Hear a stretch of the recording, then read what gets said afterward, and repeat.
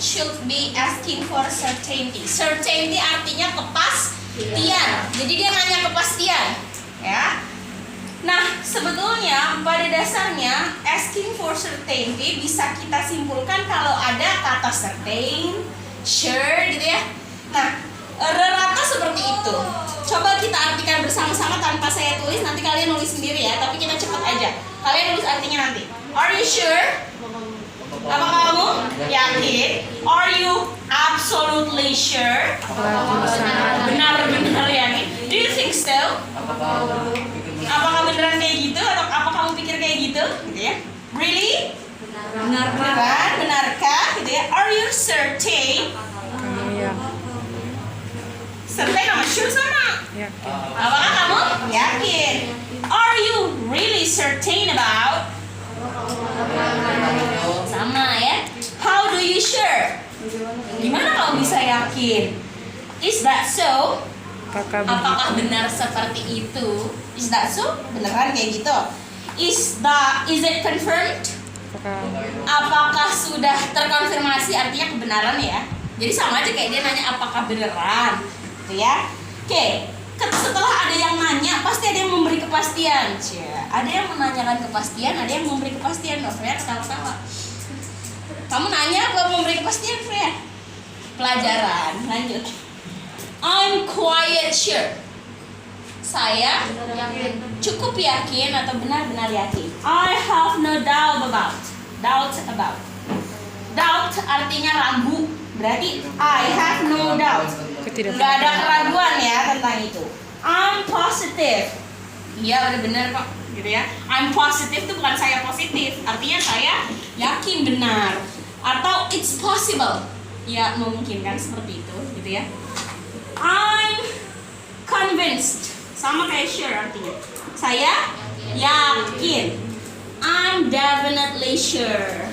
Saya benar-benar yakin. Yuk kita lanjut ke bab selanjutnya, asking for repetition. Bahasa Indonesia ada repetisi atau pengulangan. Dalam bahasa Inggris asking for repetition berarti meminta sebuah pengulangan. Ini terjadi karena dalam tatanan komunikasi bahasa Inggris ada asking repetition yang polite. Saya tulis di sini ya. Polite. Ada juga yang unpolite. Ada yang sopan, ada yang nggak sopan. Nah, dalam bahasa Inggris sopan gak sopan tuh bukan hanya terkait umur. Kamu ngomong sama yang lebih tua gitu ya, bukan. Tapi juga pada kedudukan. Kalian mungkin seumuran nanti. Tapi ternyata siapa nih? Aulia, kalian seumuran kan? Aulia posisinya adalah direktur, kalian karyawannya. Nah, kalian nggak boleh pakai bahasa unpolite ke Aulia. Karena di Inggris sana usia tuh nggak jadi, di luar negeri maksud saya, usia tuh nggak jadi masalah. Yang jadi masalah adalah siapa lo, kedudukan ya, jabatan dan kedudukan. So asking for repetition itu kenapa ada di pola komunikasi, karena ada banyak sekali miskomunikasi yang perlu diulangi, intinya gitu. Contoh, langsung ngomong aja what, apa gitu ya. Kira-kira itu polite, unpolite? Unpolite. Pardon me? Polite. Pardon me itu artinya apa sih? Sebenarnya intinya dia minta pengulangan ya. Apa? Tapi beda sama what. Intinya pardon me itu minta pengulangan. 3. Can you say that again? Bisa diulang ngomong, bisa dibicara omongin lagi atau dikasih tahu lagi, atau what was that? Nah, sini. Di nomor 4 ada what was that. Kenapa pakai was? Karena yang tadi dia nanya omongan yang tadi kan, apaan tadi gitu kan? Yang tadi itu pakai kata was, bukan is. Bukan apa itu, bukan, tapi apa yang tadi? Yang tadi ngomongin apa?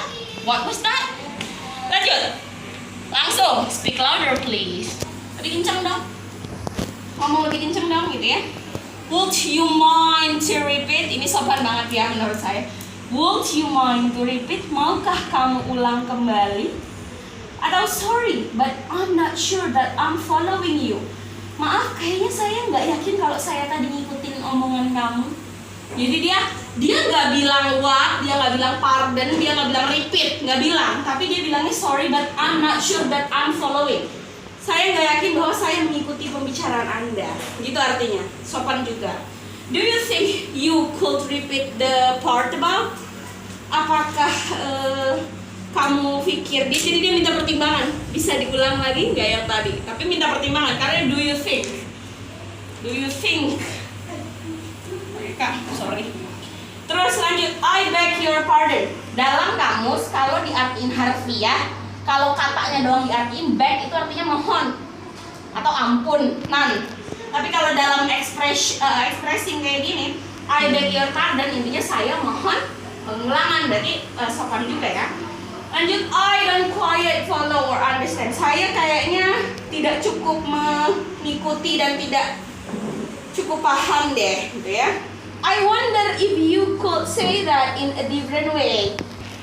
Dia minta pengulangan dengan cara yang berbeda, berarti saking gak ngertinya. Kayak ini juga polite, ya. Kita lanjut ke bab ketiga, procedure text. Di kelas 8 kalau saya tidak salah, ya kelas 8 kan, ada prosedur teks prosedur di bahasa Indonesia. Tidak jauh berbeda dengan procedure text in English. Lihat di sana di bab ketiga, how to use to make something. Kalau nggak how to use ya how to make, gitu kan sebenarnya pada dasarnya seperti itu. Nah, strukturnya sama persis sama bahasa Indonesia. Yang pertama adalah tujuan, yaitu aim or goal. Yang kedua materials, alat dan bahan. Kemudian kalau di bahasa Indonesia ada yang tiga, apa? Steps atau langkah. Tapi kalau ini adalah struktur utamanya. Bahkan yang ketiga adalah step. Oke, kind of procedure text. Kalau dalam bahasa Inggris dia dibeda-bedain macam-macamnya. Yang pertama adalah how to use, untuk melakukan sesuatu. Masak berarti how to use, gitu kan. Yang kedua adalah explaining rules. Jadi bisa jadi prosedur teks di bahasa Inggris itu untuk menjelaskan step-step rules. Yang pertama, kalian harus masuki pesawat. Itu bukan cara naik pesawat, tapi menjelaskan peraturan di pesawat sebenarnya gitu ya. Yang ketiga, how to learning to living as human. Nah, ini adanya cuma di social life. Kalau di Indonesia jarang nih ada beginian, cuma di pelajaran bahasa Inggris doang. Nah, how to learning to living as human, contohnya apa? Saya tulis di sini yang lucu-lucu. How to be happy, bagaimana cara bergembira. Itu social human kan, kehidupan sosial. Kedua, how to get boyfriend, gimana cara dapetin pacar, misalnya gitu. Kenapa itu ya saya contohnya? Baik, lanjut. How to forgetting someone, gimana caranya melupakan seseorang. Itu adalah sesuatu yang di luar how to use atau how to make, tapi learning to living as human. Jadi intinya tentang kehidupan sosial. Nah, karakteristik atau ciri-cirinya perhatikan baik-baik. Dia yang pertama ada imperative sentence. Imperative sentence itu kalimat perintah. Jadi nggak ada procedure text yang nggak pakai kalimat perintah. Kenapa? Karena depannya pasti pakai kata kerja perintah. Ini berhubungan banget imperative sentence sama action verbs. Ya perintah ya, command. Action verbs. Taruh, letakkan, aduk dalgona coffee kalian. Aduk. Nah, kata aduk itu action verbs ya. Kata kerja aktif. Sequence adverb. Sequence itu waktu yang menunjukkan waktu. Apa contohnya? First, terus second, terus third, then kemudian kan, dan seterusnya ya. Attention. Oke, lanjut. Adverbia dalam bahasa Indonesia adverbia, dalam bahasa Inggris adverbials. Artinya kata keterangan. Makanya di situ saya tulis time and place, keterangan tempat dan keterangan waktu. Contoh keterangan waktu. Aduk selama 15 menit. Ya. Diamkan selama 20 menit. Masukkan ke dalam kompor. Pokoknya sesuatu yang berkaitan dengan time and place sebagai keterangan. Yang ketiga tidak ada pakai verb 2, nggak ada. Semuanya pakai verb 1. Makanya dia simple present tense. Yuk kita lihat imperative sentence, nyambung sama yang tadi. Ini adalah bab yang ke-4 ya. Imperative sentence, ciri-cirinya yang pertama verbnya selalu verb 1. Namanya juga nyuruh ya. Yang kedua how to, cirinya adalah gimana orang lain ngelakuin sesuatu buat kamu. Itu adalah ciri imperatif. Yang ketiga adalah kalau dia pakai tanda seru, maka dia punya nilai strong emotion atau emosi yang kuat atau penekanan. Maksud saya penekanan, ya. Nah, imperative sentence dibagi tiga, kita bagi. Yang pertama command artinya print. Udah jelas harus strong emotion. Go away, sit down, close the door, dan lain sebagainya. Request artinya permintaan. Saya hanya menuliskan would you and could you karena di request umumnya semua diawali dengan would you bla bla bla, could you bla bla bla. Pertanyaannya menurut kalian would you and could you sama atau tidak? Sama secara fungsi. Maknanya sama atau beda? Berbeda. Would dari kata apa sih? Will not. Could awalnya dari kata apa? Can. Maka kalau saya bilang would you mind to help me? Maukah atau akankah? Biasanya diartikan mau atau akan, ya. Mau atau akan. Would you mind to help me? Mau nggak kamu bantu saya? Lebih kepada tawaran, kan? Tapi mengajak orang biar ngelakuin sesuatu buat kamu, betul? Tapi yang could you please open your email? Bisa nggak kamu buka email kamu? Kira-kira mana yang punya strong emotion? Yang lebih memerintah, yang would atau yang could? Yang could, karena dia dari can. Bisa nggak kamu bla bla? Makanya dosen kamu, guru kamu biasanya pakai could. Kalau pakai would bahaya banget tuh guru. Would you mind to do your homework? Maukah kamu ngerjain PR? Jadi kamu bisa jawab enggak, ya nggak? Tapi itu tawaran jatuhnya, betul? Oke, lanjut direction. Direction artinya petunjuk. Ini nggak jauh-jauh dari justru teks prosedur. Nah, teks direction, petunjuk itu tidak pernah kalimat singkat. Jadi kalau petunjuknya cuma gini, belok kanan, cuma gini doang, nggak jadi petunjuk, jadinya command. Tapi dia selalu menceritakan sebuah step. Ya, bagian direction ini selalu steps atau langkah-langkah. Wash the mango to clean any dirt. Bersihin mangonya supaya hilang semua kotorannya. Panjang, kan? Karena dia menjelaskan sesuatu, melakukan sesuatu ini dijelaskan. Put the chopped garlic and let it for 5 minutes. Letakkan bawang putih yang udah dipotong-potong dan biarkan 15 menit.